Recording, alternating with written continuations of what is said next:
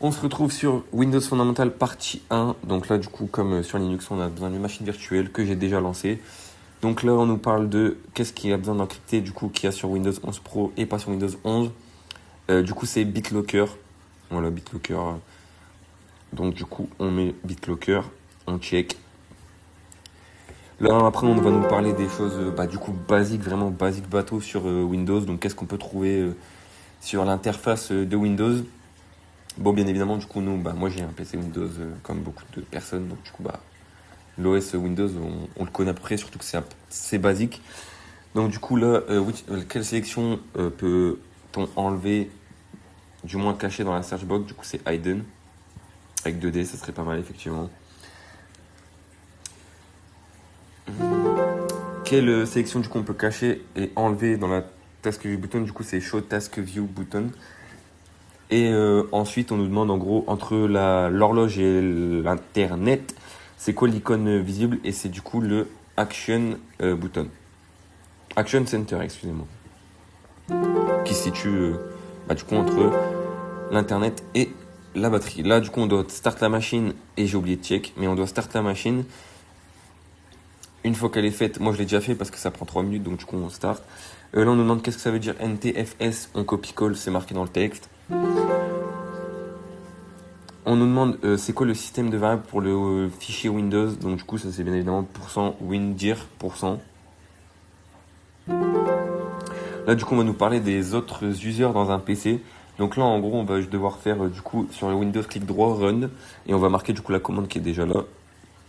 Une fois qu'on a ça, du coup on nous demande c'est quoi le nom de l'user. On va dans user, on voit TreeAcme. Du coup c'est TreeAcme Billy, le nom. Pour voir dans quel groupe il est, on clique dessus et il y a Member Off. Donc là, du coup, on voit qu'il est dans Remote Desktop User et en même temps dans le groupe User. Donc du coup, il faut mettre les deux, d'où la virgule dans la réponse.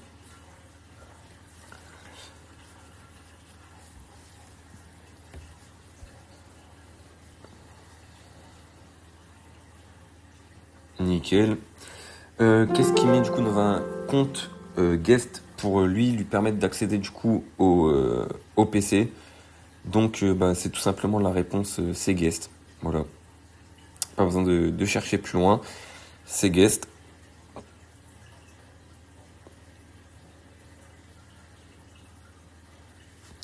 Et après, du coup, on nous demande aussi c'est quoi la description du coup du compte. Et ça, en gros, on a juste à aller sur le compte et il y a marqué description. Du coup, on peut cliquer dessus pour le voir, ouais, comme là.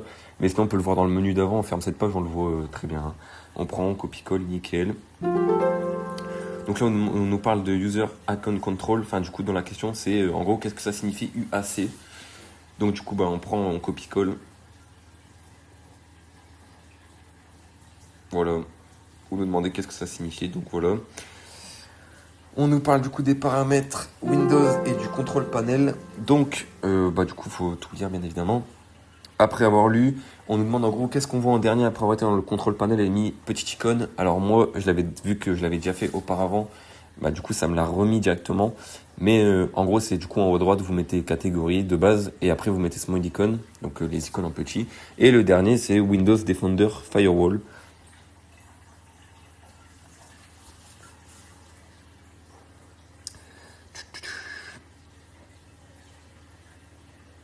Il manque 2 lettres. Nickel.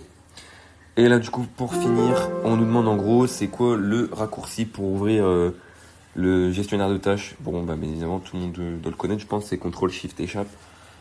Et nickel, on a fini, là, on nous donne la conclusion, il n'y a pas de réponse à avoir, c'est juste la conclusion de la room. On check.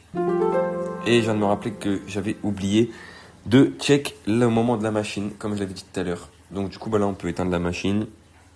On va monter tout en haut pour voir la question manquante, qui était du coup la machine virtuelle. J'avais oublié de check, tout simplement. C'est tout bête, mais voilà. J'avais start la machine en avance pour pas attendre 3 minutes, mais j'avais oublié du coup de check la question. Donc voilà. Une fois que celle-là sera check, normalement tout est bon, la ROM sera complète.